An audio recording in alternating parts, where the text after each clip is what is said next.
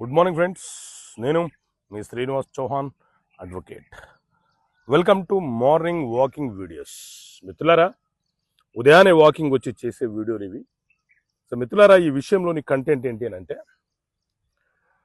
ఎవరైనా ఒక వ్యక్తి వడ్డీ వ్యాపారము చేస్తూ అనేక మందికి అప్పులు ఇచ్చినప్పుడు వారు తిరిగి అప్పును చెల్లించలేని పక్షంలో ఇతను న్యాయస్థానములో మనీ రికవరీ కేసు ఫైల్ చేయవచ్చా అనంటే, మిత్రులారా, మనీ రికవరీ కేసు అనంటే ఎవరైనా ఒక వ్యక్తి మన వద్ద అప్పు తీసుకొని తిరిగి చెల్లించలేని పక్షంలో అతను మనకు ఒక బాండ్ పేపర్ కానీ, ప్రామిసరీ నోటు కానీ, లేకపోతే ఒక తెల్ల పేపర్ మీద రెవెన్యూ స్టాంపులు అతికించిన పేపర్ మీద రాసి అప్పు తీసుకొని ఇంత వడ్డీకి నేను చెల్లిస్తాను అని చెప్పి రాసిస్తే ఆ పేపర్ మనకు 3 సంవత్సరాలు చెల్లుబాటు అవుతుంది. కాబట్టి 3 సంవత్సరాల లోపు మనము మనీ రికవరీ సూట్ ఫైల్ చేసి మనకు రావాల్సినటువంటి సొమ్ముని వడ్డీతో సహా వసూలు చేసుకునే అవకాశం, వెసులుబాటు మనకు ఉంటుంది.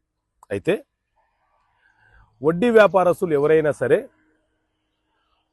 అప్పు ఇచ్చిన వ్యక్తుల వద్ద నుంచి తిరిగి వసూలు చేసుకోవడం కోసము మనీ రికవరీ సూట్ ఫైల్ చేసినప్పుడు, నేను వడ్డీ వ్యాపారము చేస్తుంటాను అని చెప్పి ఆ మనీ రికవరీ సూట్లో వ్యక్తపరిచిన, రాసిన వారు ఖచ్చితంగా ఆ వడ్డీ వ్యాపారానికి సంబంధించిన లైసెన్స్ కలిగి ఉండాలి. లైసెన్స్ లేకుండా వడ్డీ వ్యాపారం నిర్వహించడం అనేది చట్ట విరుద్ధము.